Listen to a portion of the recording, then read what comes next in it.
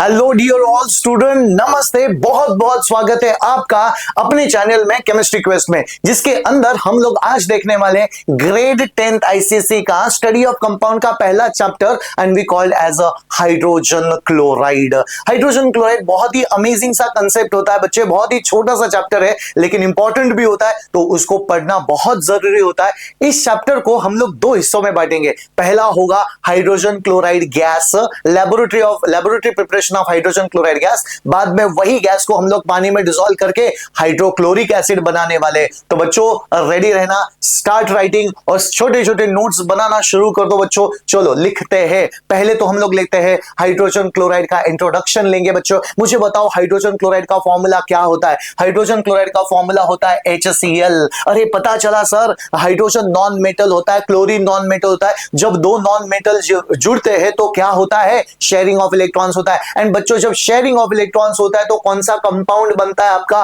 Covalent compound. तो HCl क्या होता है? कोवैलेंट कंपाउंड होता है। ये कोई आयोनिक कंपाउंड नहीं, यहां पे कोई ट्रांसफर ऑफ इलेक्ट्रॉन नहीं। यहां पे क्या होने वाला है बच्चों? तो शेयरिंग ऑफ इलेक्ट्रॉन्स होगा। तो बच्चों मुझे बताओ hydrogen contain how many electron? Hydrogen contain 1 electron, chlorine contain total 7 electron. Why chlorine contain 7 electron? क्योंकि इसका इलेक्ट्रॉनिक कॉन्फ़िगरेशन 287 हो जाता है। तो वैलेंस इलेक्ट्रॉन 7 है, इसके अंदर एक वैलेंस इलेक्ट्रॉन है। दोनों को एक एक इलेक्ट्रॉन की जरूरत है to get a stable electronic configuration. तो बच्चों जरा देखना, ये जो हाइड्रोजन है बेचारा, इसके पास एक इलेक्ट्रॉन है। क्लोरीन है, क्लोरीन के पास टोटल 7 इलेक्ट्रॉन है और ये 7वां इलेक्ट्रॉन क्लोरीन ने क्या कर दिया? हाइड्रोजन के साथ शेयर कर दिया। इस तरह से क्लोरीन को ऑक्टेट कंप्लीट हो गया और हाइड्रोजन का ड्यूप्लेट कंप्लीट हो गया। दोनों को मिल गया स्टेबल इलेक्ट्रॉनिक कॉन्फ़िगरेशन। ये होता है आपका सिंगल कोवैलेंट बॉन्ड। तो हाइड्रोजन क्लोराइड में कौन सा बॉन्ड हो गया बच्चों? हाइड्रोजन क्लोराइड में हो गया सिंगल कोवैलेंट बॉन्ड हो गया और ये हो जाते हैं आपके लोन पेयर ऑफ इलेक्ट्रॉन हो गए, लोन पेयर ऑफ इलेक्ट्रॉन। लेकिन बच्चों और एक बात इंपॉर्टेंट है, ये कौन सा कोवैलेंट कंपाउंड हो गया? तो बच्चों ये हो गया पोलर कोवैलेंट कंपाउंड। अरे सर ये कौन सा कंसेप्ट आ गया पोलर एंड नॉन पोलर? बच्चों हम लोगों ने केमिकल बॉन्ड में पढ़ा था, आज एक बार फिर से जरा देखते हैं। हाइड्रोजन और क्लोरीन में क्लोरीन सबसे ज्यादा इलेक्ट्रोनेगेटिव होता है। इलेक्ट्रोनेगेटिव मतलब क्या? वो शेयर्ड पेयर ऑफ इलेक्ट्रॉन्स है जो इक्वली डिस्ट्रीब्यूटेड होने चाहिए थे। हाइड्रोजन और क्लोरीन में वो क्लोरीन क्या कर रहा है? अपनी तरफ पूरा खींच रहा है इलेक्ट्रॉन को, पूरा की पूरा खींच रहा है इलेक्ट्रॉन को। सर क्यों खींच रहा है क्लोरीन इलेक्ट्रॉन को? क्योंकि इसके एटॉमिक नंबर ज्यादा है, इसका न्यूक्लियर चार्ज ज्यादा है, 17 प्रोटॉन है इसके अंदर। तो दैट इज व्हाई वो शेयर्ड पेयर ऑफ इलेक्ट्रॉन्स को पूरा की पूरा अपनी तरफ खींच रहा है, लेकिन बॉन्ड को तोड़ नहीं रहा, बॉन्ड को तोड़ नहीं रहा। तो बच्चों ये tendency of an atom to attract the shared pair of electrons, उसको मैंने क्या बोला? इलेक्ट्रोनेगेटिविटी बोल दिया। तो इस तरह से क्लोरीन के ऊपर आता है स्लाइटली नेगेटिव चार्ज और हाइड्रोजन के ऊपर आ जाता है बच्चों स्लाइटली पॉजिटिव चार्ज। तो यहां पे पोल्स डेवलप हो गए, टेम्पररी पोल इंड्यूस्ड हो गए बच्चों। ये कोई परमानेंट पोल नहीं है, ये कोई पॉजिटिव एंड नेगेटिव चार्ज नहीं है। Remember this is slightly positive and slightly negative charge हो गया बच्चों, टेम्पररी चार्ज है, इसीलिए मैंने उसको क्या बोल दिया? पोल डेवलप हो गए, इसलिए ये क्या हो गया? पोलर कोवैलेंट कंपाउंड हो जाता है। दैट इज व्हाई HCl पानी में डिसॉल्व करेगा। क्यों? क्योंकि पानी भी तो पोलर होता है, लाइक डिसॉल्व्स लाइक। समझ में आ गया? चलो आगे बढ़ लेते हैं, कुछ इंट्रोडक्शन लेते हैं रिलेटेड विद द HCl। बच्चों याद रखना ये एक स्ट्रॉन्ग एसिड होता है। अरे sir what is mean by strong acid? Strong acid मतलब बेटा वो पानी में कंप्लीटली आयोनाइज करेगा। कंप्लीटली आयोनाइज करके क्या बनाता है बेटा? Maximum number of hydronium ion. तो ये मैं यहां पे लिखना चाहता हूं, when it dissolve in water it produces maximum number of H+ ion या फिर maximum number of hydronium ion. लेकिन बेटा कब पानी में डिसॉल्व करना पड़ेगा तभी वो फॉर्म करेगा, नहीं तो नहीं करने वाला। चलो आगे बढ़ लेते हैं। It is a monobasic acid. अरे सर ये वर्ड समझता ही नहीं, मोनोबेसिक एसिड है, बेसिक एसिड है, नहीं समझता। बच्चे एकदम आसान टेक्निक बताऊंगा, ज्यादा टेंशन लेने का नहीं। Look at the first word, look at the last word, तुम्हारा डेफिनेशन हो गया तैयार। Mono, look at the first word, क्या हो गया? मोनो। मोनो मतलब होता है वन एंड लास्ट का वर्ड देखना एसिड है। बेस के बारे में कंफ्यूजन नहीं करना आप लोगों ने। मोनो बेसिक एसिड, इसका मतलब when it dissolve in water. बेटा देखना HCl को पानी में डिसॉल्व करो, HCl को पानी में डिसॉल्व करो देखो तो 1H प्लस आयन और 1 क्लोराइड आयन। इसका मतलब पर मॉलिक्यूल आपको कितने H प्लस आयन मिल रहे हैं बेटा? 1H प्लस आयन मिल रहा है, इसलिए वो क्या हो गया? मोनोबेसिक एसिड हो गया। मोनोबेसिक एसिड हो गया, इसलिए बच्चों जरा देखना 1H प्लस आयन, जरा देखना एसिड मतलब H प्लस आयन दे रहा है, लेकिन कितने दे रहा है? तो एक दे रहा है। नेक्स्ट वन वोलेटाइल एसिड होता है। बच्चों याद रखो HCl या फिर नाइट्रिक एसिड वोलेटाइल होते हैं। वोलेटाइल का मतलब क्या होता है बच्चों? It do not sustain with the higher temperature, वो डिकम्पोज करना शुरू कर देते हैं। समझ में आ गया? नाउ द नेक्स्ट वन, ये तो पॉइंट हमने अभी डिस्कस किया। एक पोलर कोवेलेंट कंपाउंड होता है। पोलर क्यों हो गया? क्योंकि क्लोरीन के ऊपर आ गया स्लाइटली नेगेटिव और हाइड्रोजन के ऊपर आ गया slightly positive. The electronegativity difference की वजह से ये कंसेप्ट हो गया बच्चों। It is highly soluble in water, it is highly soluble, extremely soluble in water, क्योंकि पानी भी पोलर इन द नेचर होता है। तो चलो बच्चों अब शुरुआत करते हैं लैबोरेटरी प्रिपरेशन ऑफ HCl के लिए। अब लैबोरेटरी प्रिपरेशन ऑफ HCl के लिए सर रिएक्टेंट कौन से लेने? बेटा टेंशन है, 5 ही पॉइंट करने, ज्यादा कुछ करने की जरूरत नहीं है। रिएक्टेंट कौन से लेंगे? रिमेंबर हम लोग शुरुआत कर रहे हैं रिएक्टेंट से, तो कौन से लेने पड़ेंगे सर? कितना इजी है, जरा देखना बच्चे। मुझे क्या बनाना है? HCl को बनाना है। अच्छा HCl को बनाना है तो क्या लेना पड़ेगा? अरे क्लोराइड का सॉल्ट लेना पड़ेगा, क्लोराइड का सॉल्ट। तो कौन सा क्लोराइड ले सकता हूं सर मैं? एक तो आप लोग NaCl ले सकते हो, एक तो आप लोग KCl ले सकते हो। रिमेंबर NaCl और KCl को छोड़ के कुछ नहीं लेना है। क्यों सर, क्यों नहीं लेना? क्योंकि वो सारे एक्सपेंसिव सॉल्ट रहेंगे बेटा। ये सोडियम क्लोराइड और पोटेशियम क्लोराइड के सॉल्ट मोस्ट अबंडेंट होते हैं, इजीली अवेलेबल होते हैं, लेस एक्सपेंसिव होते हैं। तो दैट इज वाई मेरी प्रायोरिटी क्या होने वाली है? मेरी प्रायोरिटी होने वाली है सोडियम क्लोराइड या फिर पोटेशियम क्लोराइड। अच्छा सोडियम क्लोराइड पोटेशियम क्लोराइड लिया, लेकिन एक हाइड्रोजन का कंपाउंड, हाइड्रोजन का कंपाउंड मतलब एसिड लेना पड़ेगा। दोस्तों मुझे बताओ, क्या मैं HCl acid, that is nitric acid या फिर सल्फ्यूरिक एसिड, मेरे सामने 3 ऑप्शन आ गए। कौन से 3 ऑप्शन आ गए सर? ये तो इंपॉर्टेंट एसिड होते हैं, हाइड्रोक्लोरिक, नाइट्रिक एंड सल्फ्यूरिक। बेटा कॉमन सेंस है, HCl बनाने के लिए क्या हाइड्रोजन क्लोराइड का इस्तेमाल करूंगा? ना बेटा ना, ये तो नहीं करूंगा और ये भी नहीं करूंगा। क्यों नहीं करूंगा? क्योंकि बेटा ये दोनों के दोनों आपके होते हैं वोलेटाइल एसिड होते हैं, वोलेटाइल एसिड। तो बच्चे मुझे कौन से एसिड का इस्तेमाल करना पड़ेगा? तो कॉन्सेंट्रेटेड सल्फ्यूरिक एसिड लेना पड़ेगा। कॉन्सेंट्रेटेड सल्फ्यूरिक एसिड एक नॉन वोलेटाइल एसिड होता है, तो बच्चे मैं इसी का इस्तेमाल करूंगा, नॉन वोलेटाइल एसिड। तो बच्चों याद रखना मैं यहां पे लेने वाला हूं प्लस कॉन्सेंट्रेटेड सल्फ्यूरिक एसिड, जो एक नॉन वोलेटाइल होता है। कई बार पूछा था why this concentrated sulphuric acid is used, तो बच्चों ब्रैकेट में लिख रहा हूं it is a non volatile acid का रोल प्ले कर रहा है। समझ में आ गया? Non volatile acid. Now the next one important होता है बच्चे, ये कौन से स्टेट में? ये आपका सॉलिड इन द स्टेट होता है, ये आपका लिक्विड इन द स्टेट रहेगा।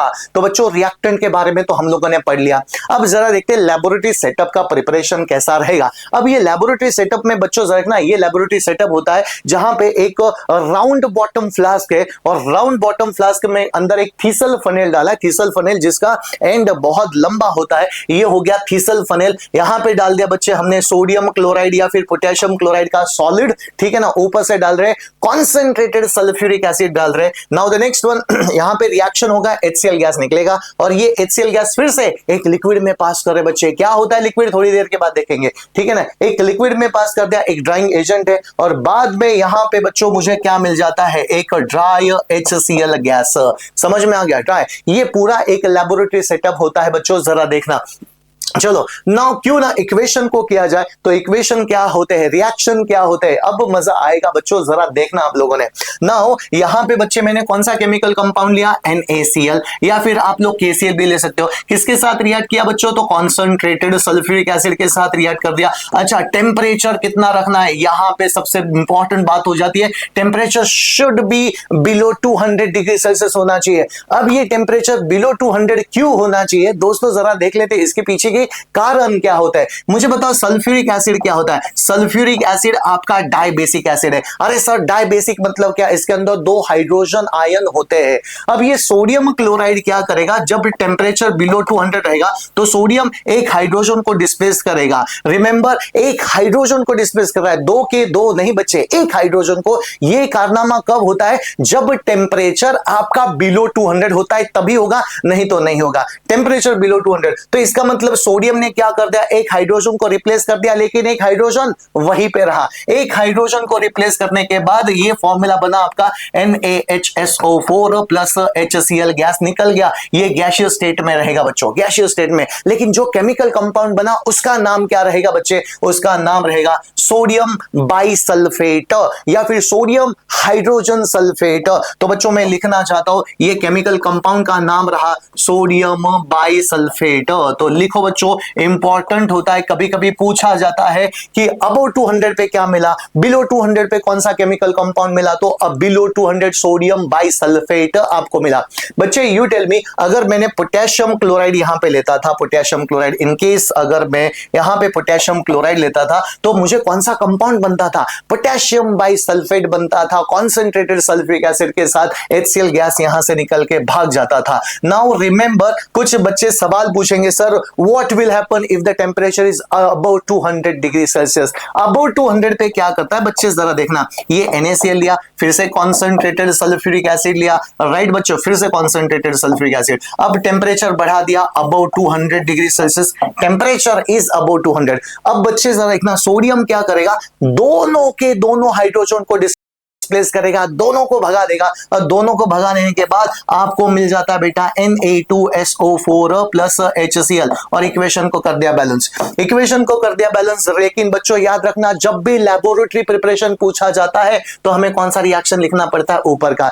कुछ बच्चे बोलेंगे सर यहां तो 2 वॉल्यूम्स ऑफ HCl निकल रहा है, डबल क्वांटिटी में HCl निकल रहा है, तो मैं इसी को यूज करूंगा। तो बच्चे याद रखना, इस रिएक्शन को हम लोग कभी भी यूज नहीं करेंगे। क्यों यूज नहीं किया जाता इस केमिकल रिएक्शन को, क्योंकि बेटा यहां पे आपका क्या फॉर्म होता है, सोडियम सल्फेट फॉर्म होता है। तो ऊपर क्या फॉर्म हुआ था, सोडियम बाइसल्फेट, और नीचे क्या फॉर्म हुआ, सोडियम सल्फेट। ये सोडियम सल्फेट क्या करता है, it is going to form a hard crust. मतलब क्या है, जरा देख लेते हैं यहां पे, ठीक है ना। यहां पे बच्चे मैंने गर्म करना शुरू कर दिया, टेंपरेचर रहा बिलो 200, बिलो 200 पे रहा, तो यहां पे गैस कौन सा निकला, तो HCl गैस निकलना शुरू हो गया। ये HCl गैस यहां से जाएगा, ठीक है ना। लेकिन जो नीचे केमिकल कंपाउंड बना बिलो 200 पे, क्या बना था बच्चे, सोडियम बाइसल्फेट। लेकिन क्या होगा, टेंपरेचर इंक्रीज कर दिया अबव 200। जब मैंने टेंपरेचर इंक्रीज कर दिया अबव 200 तो कौन सा केमिकल कंपाउंड यहां पे फॉर्म हो गया, सोडियम सल्फेट फॉर्म हो गया। जब टेंपरेचर अबव 200 किया तो, एंड सोडियम सल्फेट क्या करेगा, it will stick to the inner side of a flask, वो it will stick inner side of flask and going to form a hard crust, and this hard crust are difficult to remove. आप लोग उसको निकाल नहीं सकते। तो बच्चों आपका एपरेटस क्या हो गया, डैमेज हो गया, आपका फ्यूल वेस्ट हो गया, आपका टाइम बर्बाद हो गया। समझ में आ गया, ऐसे काम तो हमें करने के नहीं बच्चे। तो इसीलिए टेंपरेचर शुड बी हमेशा बिलो 200 होना जरूरी था। Now let's see, HCl gas यहां से निकलना शुरू हो गया, ये HCl गैस निकला, HCl गैस। लेकिन बच्चों याद रखो, जो HCl गैस यहां पे निकला है वो कैसा है, मॉइस्ट HCl गैस है, बहुत सारा मॉइस्चर है उसके साथ। लेकिन मुझे कैसा चाहिए, ड्राई HCl गैस चाहिए, ड्राई HCl गैस। तो इसके लिए मैं ड्राइंग एजेंट कौन सा यूज कर रहा हूं बच्चे, तो once again I am going to use concentrated sulphuric acid. अरे दोस्तों तुम लोग देख रहे हो क्या, यहां पे भी बच्चों मैंने क्या यूज किया, कॉन्सेंट्रेटेड सल्फ्यूरिक एसिड। मतलब सल्फ्यूरिक एसिड तो केमिकल कंपाउंड सेम है, लेकिन अलग अलग रोल प्ले कर रहा है। एज रिएक्टेंट बेटा, एज रिएक्टेंट वो काम कर रहा है, नॉन वोलेटाइल एसिड का काम कर रहा है, नॉन वोलेटाइल। और यहां पे किसकी तरह काम कर रहा है, यहां पे काम कर रहा है ड्राइंग एजेंट का काम कर रहा है, ड्राइंग एजेंट। मतलब बच्चे सेम सल्फ्यूरिक एसिड है, लेकिन अलग अलग रोल को प्ले कर रहा है। रिएक्टेंट में नॉन वोलेटाइल है, यहां पे ड्राइंग एजेंट है। और इस तरह से बच्चे ये HCl गैस निकलेगा, और HCl गैस यहां पे मॉइस्चर बेटा, जितना भी पानी है वो पानी को एब्जॉर्ब कर लेगा, ड्राई कर लेगा, HCl के साथ रिएक्ट नहीं करेगा, और यहां से आप लोगों को HCl गैस मिल सकता है बच्चों। ये पूरा सेटअप हो गया। तो बच्चों आप लोगों ने अभी समझ लिया होगा कि temperature should be below 200, reaction का पार्ट हमारा हो गया खत्म। रिमेंबर ये सवाल कई बार पूछा गया, above 200 and below 200 right the both reaction. तो बोथ रिएक्शन आप लोग लिख सकते हो बैलेंस केमिकल इक्वेशन के साथ। लेकिन बच्चों याद रखना, जब भी लैबोरेटरी पूछा गया तो आपने कौन सा इक्वेशन लिखना है, बिलो 200 वाला लिखना है। चलो आगे बढ़ लेते हैं। प्रिकॉशन क्या लेने पड़ेंगे, precaution, this is very important. अभी तो बच्चों मैंने आपको बोला था why temperature is below 200 degree Celsius in the preparation.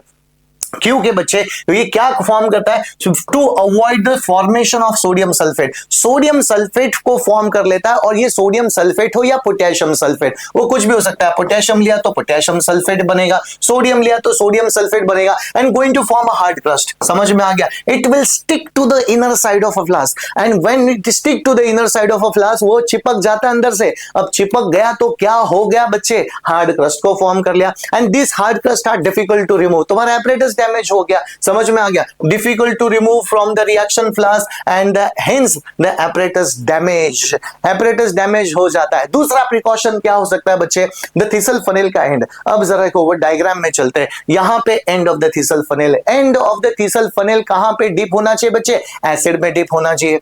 नहीं तो क्या होगा, अगर आपने HCl में सल्फ्यूरिक एसिड में डिप नहीं किया, जो HCl गैस इवॉल्व होगा वो तो थिसल फनेल थ्रू भी इवॉल्व हो सकता है, और हमें उस गैस को एस्केप नहीं कर देना है बच्चे। तो इसीलिए end of the thistle funnel कहां पे होना चाहिए, the end of the thistle funnel should be dipped into the concentrated sulphuric acid. इतना एसिड आपको लेना बच्चे, and that is a precaution that you will be take during the reaction. Now the next one आता है बच्चे drying agent. ये बहुत ही important सवाल होता है ड्राइंग एजेंट। बेटा ड्राइंग एजेंट बहुत सोच समझ के हमें चूज करने पड़ते हैं, कौन सा भी केमिकल कंपाउंड उठा दिया तो ऐसे नहीं करेंगे बच्चों। याद रखो HCl गैस कौन सा नेचर का होता है, HCl गैस तो एसिडिक इन नेचर का होता है। तो बच्चे मुझे ड्राइंग एजेंट तो बेसिक लेना नहीं पड़ेगा, क्योंकि वो एसिड बेस के साथ रिएक्ट करेगा। तो बच्चे जरा देखना, यहां पे कौन सा ड्राइंग एजेंट लेने की कोशिश करूंगा, तो कॉन्सेंट्रेटेड सल्फ्यूरिक एसिड लिया। व्हाई कॉन्सेंट्रेटेड सल्फ्यूरिक एसिड, क्योंकि HCl उसके साथ रिएक्ट नहीं करता, क्योंकि HCl भी एसिडिक होता है और सल्फ्यूरिक एसिड भी कौन से नेचर का होता है,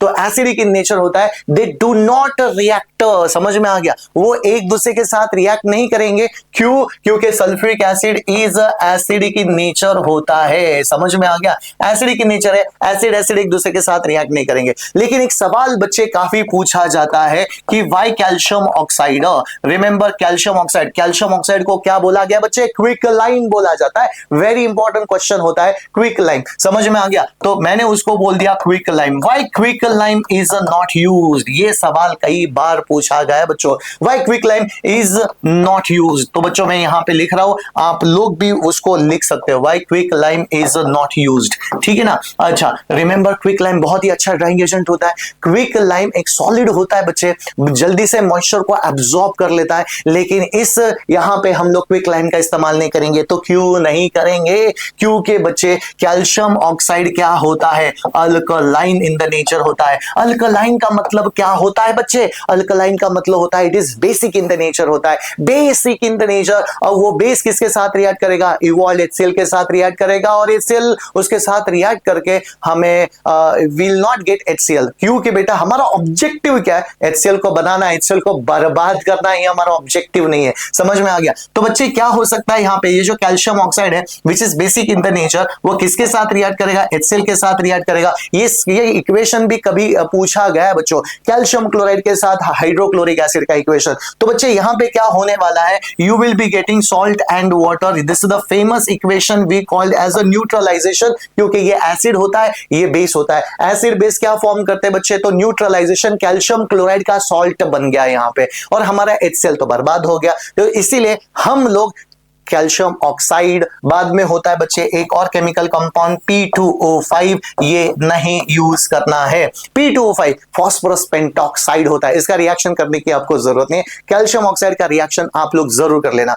इतनी मेहनत से आप लोगों ने क्या बना दिया बच्चों, HCl गैस को बना दिया, लेकिन इंपॉर्टेंट होता है उसका कलेक्शन कैसे किया जाए, लैबोरेटरी में। समझ में आ गया? छोटे छोटे एपरेटस होते हैं हमारे पास लैब में, उसका मेथड ऑफ कलेक्शन, बेटा मेथड ऑफ कलेक्शन दो प्रकार के रहेंगे। जरा देखना, यहाँ पे एकदम क्लियरली मेंशन किया, ऊपर आंसर भी दिया है, लेकिन बच्चों जरा देखना तुम लोगों ने, इमेजिन कर लो ये मेरे पास एक गैस है X नाम का, वो कौन सा गैस होता है, हेवी गैस होता है, और ये एक गैस है Y नाम का, और ये कैसा होता है, तो लाइट गैस होता है। ऑब्वियसली बच्चे अगर वो हेवी गैस है तो वो हेवी गैस पहले नीचे जाएगा और नीचे वाली एयर को डिस्प्लेस करेगा ऊपर। समझ में आ गया? तो एयर कहां पे डिस्प्लेस हो गई, एयर डिस्प्लेस हो गई ऊपर। समझ में आ गया? तो that is why it is known as upward displacement of air. Upward displacement of air का मतलब क्या होता है बच्चे? गैस हेवी था और गैस नीचे गया तो एयर को डिस्प्लेस कर दिया ऊपर। और हमारा HCl गैस क्या होता है बच्चे? तो हेवी होता है। HCl गैस कैसे होता है? तो डेंसर होता है। समझ में आ गया? डेंसर होता है। You can write heavy in the nature होता है। कितना होता है बच्चे? तो 1.28 times heavier than the air. ये फिगर याद रखने की जरूरत नहीं, बस मैंने ऐसे बता दिया। और बच्चों ये काफी इंपॉर्टेंट होता है। इस अपवर्ड डिस्प्लेसमेंट ऑफ एयर को बच्चों हम लोग डाउनवर्ड डिलीवरी भी बोलते हैं। डाउनवर्ड डिलीवरी या फिर अपवर्ड डिस्प्लेसमेंट ऑफ एयर, इस तरह से। लेकिन कुछ बच्चे कंफ्यूज रहते हैं, हमेशा कंफ्यूज रहते हैं, सर नहीं समझा, क्योंकि उनको लगता है कि गैस हेवी होता है तो नीचे जाएगा डाउन तो डाउनवर्ड डिस्प्लेसमेंट कर देते हैं। बेटा गलत है, याद रखना। देखो, mouth of a gas jar is facing up. If the mouth of a gas jar is facing up, we call the upward displacement of air. If the mouth of a gas jar is facing down, we call the downward displacement of air. बेटा याद रखना, hydrogen gas, ammonia gas lighter than the air होते हैं, तो हम लोग downward displacement of air से उनको कलेक्ट करते हैं। डाउनवर्ड डिस्प्लेसमेंट, समझ में आ गया? चलो आगे बढ़ लेते हैं। बेटा जरा ना, HCl गैस तो तुमने बना दिया, उसको ड्राई भी कर दिया, लेकिन इंपॉर्टेंट क्या होता है? टेस्ट होते हैं। टेस्ट तो सबसे ज्यादा इंपॉर्टेंट होते हैं। तो what are the test? Identification test. और यहां पे इंपॉर्टेंट कीवर्ड शुरू होता है बच्चे आपका, याद रखना। अमोनिया के साथ, अमोनिया अगर HCl के संपर्क में आ गया, इसके कांटेक्ट में आ गया, क्लोज कांटेक्ट में आ गया, तो यहां पे आपको एकदम धुआं सा दिखाई देता है। डेंस व्हाइट फ्यूम्स आपको दिखाई देते हैं। ये कॉम्प्लीमेंट्री टेस्ट होते हैं एक दूसरे के लिए। इसका मतलब बच्चों जरा देखना, अगर आपको HCl को आइडेंटिफाई करना है, इमेजिन करो ये HCl है फ्लास्क में, तो ग्लास रॉड आपको डिप करना पड़ेगा अमोनिया के सॉल्यूशन में, अमोनियम हाइड्रोक्साइड। और जो glass rod dipped into the ammonia अगर आप लोगों ने यहां पे लाया, तो आप लोगों को अचानक से डेंस व्हाइट फ्यूम्स दिखाई देते हैं, धुआं दिखाई देता है बच्चों। इतना अमेजिंग रिएक्शन है। And you will be getting what? वो जो डेंस व्हाइट फ्यूम्स है वो किसके होते हैं? तो अमोनियम क्लोराइड के होते हैं। यहां पे एक इंपॉर्टेंट सवाल बार बार पूछा गया बच्चों, और ये बार बार कौन सा सवाल? मुझे बताओ, ये अमोनिया क्या होता है? Ammonia gases in the state होता है।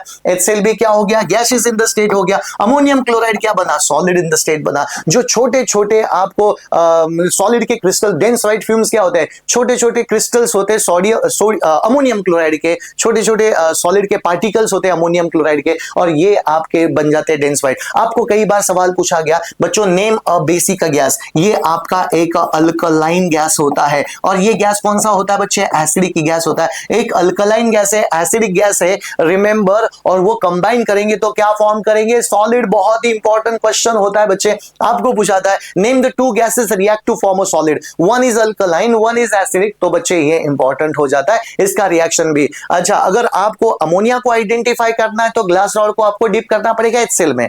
HCl को आइडेंटिफाई करना है तो ग्लास रॉड को डिप करना पड़ेगा अमोनिया में। ठीक है ना बच्चों? चलो कॉम्प्लीमेंट्री होते हैं। दूसरा टेस्ट होता है बच्चे सिल्वर नाइट्रेट का सोल्यूशन। याद रखना, हमने एसिड बेसिस सॉल्ट्स में पढ़ा था कौन से क्लोराइड पानी में डिसॉल्व नहीं होते? SML chloride. बाकी सारे क्लोराइड पानी में डिसॉल्व होते हैं। SML क्लोराइड का मतलब होता है बच्चे सिल्वर क्लोराइड, देन आता है mercury chloride and lead chloride. ये तीन केमिकल कंपाउंड पानी में डिसॉल्व नहीं करते क्लोराइड के, SML, silver, mercury and lead. Generally हम लोग मर्क्यूरी के कंपाउंड लेते नहीं है। रिमेंबर बच्चों, ये आपके व्हाइट प्रेसिपिटेशन फॉर्म करते हैं। अच्छा, अब मुझे पता चल गया बच्चों सिल्वर क्लोराइड तो पानी में डिसॉल्व होता नहीं है, तो मैं क्या करूंगा? सिल्वर नाइट्रेट का इस्तेमाल करूंगा। बेटा टेस्ट आइडेंटिफाई करने के लिए मैं यूज करूंगा सिल्वर नाइट्रेट। सबको पता है जितने भी नाइट्रेट्स होते हैं सारे पानी में डिसॉल्व होते हैं। ये हो गया सिल्वर नाइट्रेट का सोल्यूशन, एक्वस सोल्यूशन। अब इस एक्वस सोल्यूशन में मैं डालने वाला हूं HCl गैस को पास करूंगा, या फिर डाइल्यूट हाइड्रोक्लोरिक एसिड रखा तो भी चलेगा बच्चों। और आपको यहां पे क्या मिलने वाला है? यहां पे कौन सा रिएक्शन होगा? डबल डिस्प्लेसमेंट रिएक्शन होगा। डबल डिस्प्लेसमेंट मतलब प्रेसिपिटेशन। ये AgCl को अट्रैक्ट करेगा and you will be getting AgCl plus what you will be getting HNO3। और ये जो व्हाइट PPT यहां पे फॉर्म हो गया बच्चे, इसको मैंने बोला कर्डी व्हाइट प्रेसिपिटेशन। और ये curdy white precipitation nitric acid में डिसॉल्व होता नहीं है, समझ में आ गया? और ये बन गया बच्चों, देखना ये बन गया एकदम कर्डी व्हाइट प्रेसिपिटेशन यहां पे बन जाता है दोस्तों। तो silver nitrate, remember silver nitrate is a chemical compound to identify the chloride ion. समझ में आ गया? क्लोराइड आयन को आइडेंटिफाई करता है। अच्छा, तो बच्चों याद रखना, इंस्टेड ऑफ HCl अगर आपने NaCl लिया तो तो भी आपको कार्डिफाइड प्रेसिपिटेशन मिलने वाला है। इसका मतलब HCl में भी क्लोराइड होता है, NaCl में भी क्लोराइड होता है, दोनों पानी में डिसॉल्व होते हैं। तो बच्चे देखना, क्लोराइड आयन को आइडेंटिफाई करने के लिए मैं क्या करूंगा, सिल्वर नाइट्रेट का इस्तेमाल कर सकता हूं। अच्छा, दूसरा कौन सा इस्तेमाल करूंगा बच्चों, तो लेड नाइट्रेट का इस्तेमाल करूंगा, लेड नाइट्रेट। अच्छा दोस्तों जरा देखना, ये आपका हो गया लेड नाइट्रेट का सॉल्यूशन। पहले तो आपने फॉर्मूला को अच्छी तरह से देख लेना बच्चे। लेड नाइट्रेट का सॉल्यूशन किसके साथ रिएक्ट करूंगा, HCl के साथ रिएक्ट करूंगा। डबल डिस्प्लेसमेंट रिएक्शन, लेड की वैलेंसी +2, क्लोराइड की वैलेंसी 1-, तो आपको मिल गया बच्चे लेड क्लोराइड प्लस आपका वंस अगेन बन गया HNO3, और यहां पे बन गया आपका प्रेसिपिटेशन। इक्वेशन को बैलेंस करना, सिल्वर नाइट्रेट का इक्वेशन ऑलरेडी बैलेंस था, इसको बैलेंस करना जरूरी है बच्चों। यहां पे वंस अगेन आपको मिल जाता है व्हाइट प्रेसिपिटेशन। कौन सा प्रेसिपिटेशन मिला बच्चों, व्हाइट प्रेसिपिटेशन। अच्छा, इसका मतलब सिल्वर क्लोराइड भी व्हाइट पीपीटी है और लेड क्लोराइड भी व्हाइट पीपीटी है। समझ में आ गया बच्चों। चलो आगे बढ़ लेते, लेकिन आगे बढ़ने से पहले मैं कुछ इंपॉर्टेंट जानकारी आपको देना चाहता हूं बच्चों। और ये इंपॉर्टेंट जानकारी क्या होती है, जो व्हाइट पीपीटी आपको यहां पे मिला, this is a very wonderful question बच्चों। इसके ऊपर कई बार सवाल पूछे गए, जरा देखना, व्हाइट पीपीटी आपको मिल गया, दैट्स इट बच्चों। लेकिन सिल्वर क्लोराइड भी व्हाइट पीपीटी और लेड क्लोराइड भी व्हाइट पीपीटी, दोनों को कैसे डिस्टिंग्विश करें, दोनों को डिस्टिंग्विश अगर करना पड़ेगा तो बेटा लेड क्लोराइड का व्हाइट पीपीटी होता है ऑन हीटिंग। समझ में आ गया, ऑन हीट बेटा उसको गर्म कर दो, वो जो व्हाइट पीपीटी मिला ना लेड क्लोराइड का व्हाइट पीपीटी, ऑन हीटिंग उसको वो क्या हो जाता है, सोल्यूबल हो गया, डिसॉल्व हो गया। लेकिन बच्चे गर्म कितना भी करो आप सिल्वर क्लोराइड को, कितना भी गर्म करो ये सिल्वर क्लोराइड को, वो गर्म होने के बाद मतलब वो पानी डिसॉल्व नहीं करता, कितना भी गर्म करो उसको वो डिसॉल्व नहीं करता। इसका मतलब बच्चे याद रखना, ऑन हीटिंग लेड क्लोराइड पानी में डिसॉल्व हो गया, पानी में डिसॉल्व हो गया तो समझ लेना कि वो क्या होता है, वो तो बच्चे वो तो हो सकता है आपका लेड क्लोराइड ही होगा, सिल्वर क्लोराइड कभी भी डिसॉल्व नहीं करता। इसके लिए बच्चे मेरे पास दो टेस्ट होते हैं, जरा देखना आप लोगों ने, बहुत ही अच्छी तरह से, अमेजिंग कंसेप्ट होता है। ये होता है आपका लेड क्लोराइड, ये हो गया आपका सिल्वर क्लोराइड। अच्छा, दोनों को अगर मुझे डिस्टिंग्विश करना है, बहुत ही इंपॉर्टेंट उम्दा सवाल होता है बच्चे, उम्दा क्वेश्चन होता है। Now let us try to understand, ये सिल्वर क्लोराइड है, व्हाइट पीपीटी, इसका भी व्हाइट पीपीटी। अब मैं दोनों को व्हाइट पीपीटी को गर्म करने वाला हूं, हीट करने वाला हूं। हीटिंग के बाद ये इनसोल्यूबल रहेगा, इनसोल्यूबल रहा तो समझ लेना वो सिल्वर क्लोराइड हो गया। लेकिन अगर वो पानी में डिसॉल्व हो गया, पानी में डिसॉल्व हो गया तो बेटा वो याद रखना वो कौन सा केमिकल कंपाउंड है, वो तो आपका लेड क्लोराइड बनने वाला है, लेड क्लोराइड। दूसरी बात, अगर बेटा हीट नहीं करना है तो आप लोग अमोनियम हाइड्रोक्साइड का इस्तेमाल करोगे, अमोनियम हाइड्रोक्साइड एक्सेस में। समझ में आ गया, ये तो हम लोगों ने कहां पे पढ़ा था, एनालिटिकल केमिस्ट्री में।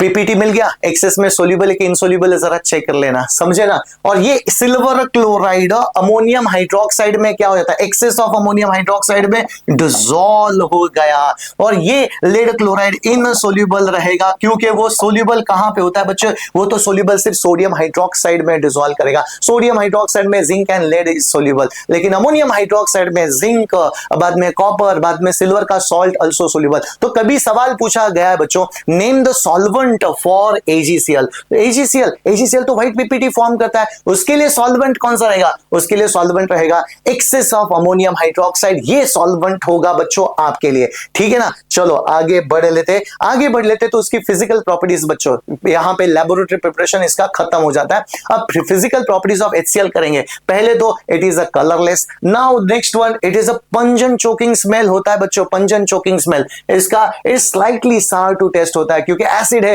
तो स्लाइटली सार टू टेस्ट रहेगा। Now the density, it is 1.2 times heavier than the air बच्चों। इसका मतलब वो हेवियर होता है, वो डेंसर देन द एयर होता है। लेकिन सबसे इंपॉर्टेंट टेस्ट होता है solubility. It is not only soluble दोस्तों, लेकिन इट इज हाईली सोल्यूबल, और you can say extremely soluble in water. और इस एक्सट्रीमली सोल्यूबल इन वाटर के लिए बच्चे ये एक्सपेरिमेंट होता है आपका, इसका नाम होता है फाउंटेन एक्सपेरिमेंट। और ये आपको कई बार पूछा जाता है फाउंटेन एक्सपेरिमेंट के बारे में। अब फाउंटेन एक्सपेरिमेंट का ऑब्जेक्टिव क्या होता है, the given gas is not only soluble but it is highly soluble into the water. ये एक्सपेरिमेंट का ऑब्जेक्टिव होता है। इट इज नॉट एसिड और बेस चेक करने के लिए, एसिडिक नेचर का है कि बेसिक नेचर का है, वो चेक करने के लिए हम लोग ये इस्तेमाल नहीं करते। तो किसके लिए इस्तेमाल करते हैं, the gas is not only soluble, gas is extremely soluble in water. बेटा there are two gases which is highly soluble in water, एक होता है HCl और अगला चैप्टर रहेगा हमारा ammonia.